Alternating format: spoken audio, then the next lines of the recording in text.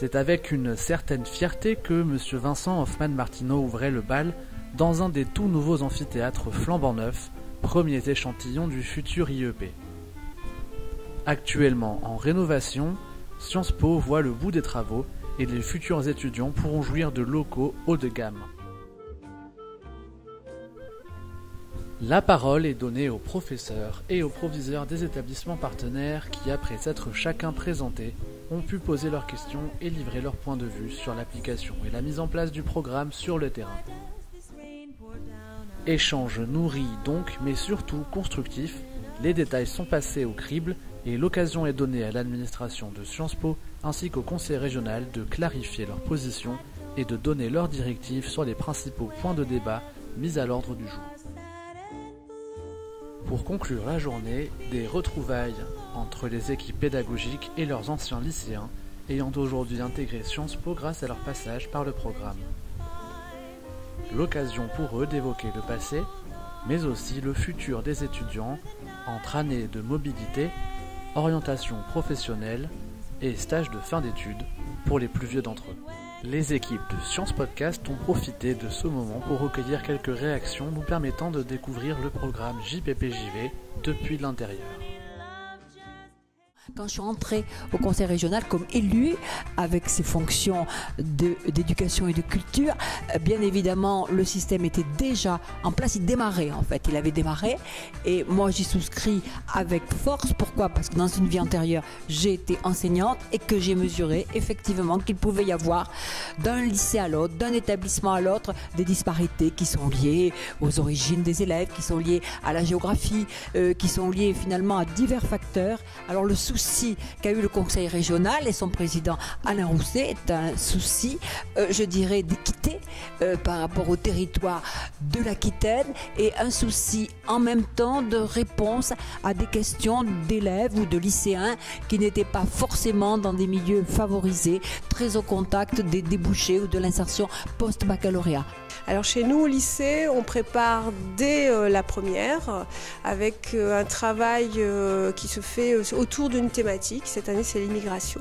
On travaille sur les anciens registres de l'usine de Fumel, d'embauche des étrangers pour essayer de montrer que l'immigration, c'est un phénomène politique, historique, sociologique. Enfin voilà, montrer que la culture générale, c'est toutes ces dimensions ensemble qu'il faut savoir traiter.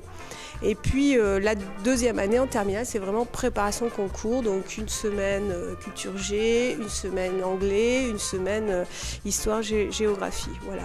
Et on essaye aussi de faire venir des conférenciers, des anciens élèves. C'est notamment un de nos anciens élèves qui fait la méthodo de la dissertation. Voilà, on essaie de le rendre le plus concret possible. On rencontre aussi les parents parce que c'est pas que les élèves qu'il faut convaincre, ce sont aussi les parents. Je m'appelle Landry Augier de la Jalée, je suis en 5e année en master carrière administrative. C'est le master qui permet de préparer les concours de la fonction publique. Je m'appelle Angela Lopez, je suis en première année donc à Sciences Po Bordeaux et je viens du lycée Jean Moulin de Langon. J'ai choisi Sciences Po parce que ça offrait une large palette de débouchés. Et puis j'ai toujours eu l'idée de travailler dans la fonction publique. Donc c'était un très très bon compromis entre conserver une palette de débouchés assez large et puis par mes aspirations personnelles. J'avais pas envie forcément de m'engager dans quelque chose de déterminé tout de suite. Il m'a semblé qu'il serait intéressant d'avoir une formation comme celle-là assez générale, qui me laisse le temps de faire un choix.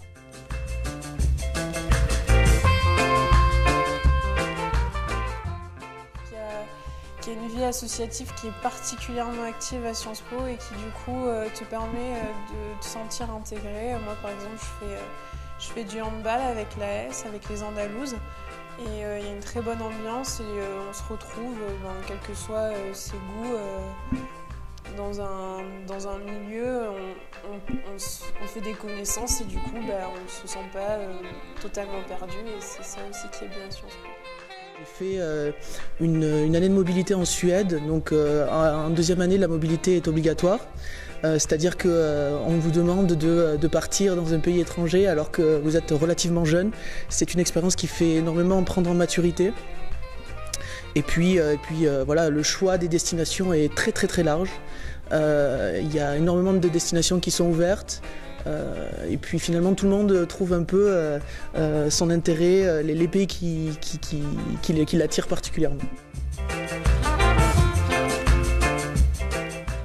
JPPJV, on a eu des discussions avec les professeurs, avec d'anciennes élèves qui ont eu le concours et qui nous ont montré que c'était possible.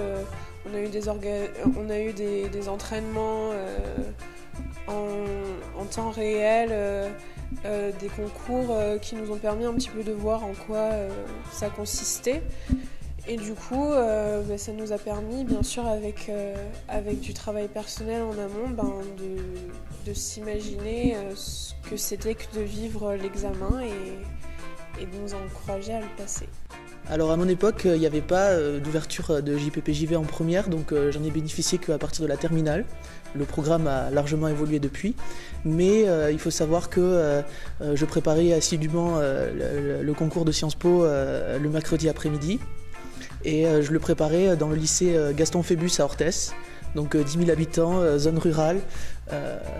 Je suis la preuve qu'au final, c'est pas parce qu'on vient d'une zone, on va dire, à la campagne qu'on n'est pas capable de réussir un concours. L'intérêt du programme JPPJV est particulièrement le fait de recevoir des conseils méthodologiques. Donc comment présenter sa copie, faire en sorte que sa copie finalement séduise le correcteur. On reçoit énormément de conseils pratiques. Comment bien se préparer le jour J, comment éviter de stresser. Je pense aussi au fait de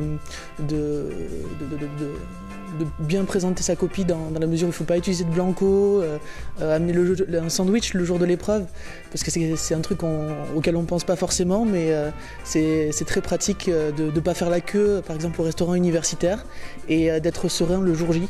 Donc voilà les conseils un peu qu'on reçoit et qu'on essaie de diffuser après une fois qu'on est étudiant représentant du programme.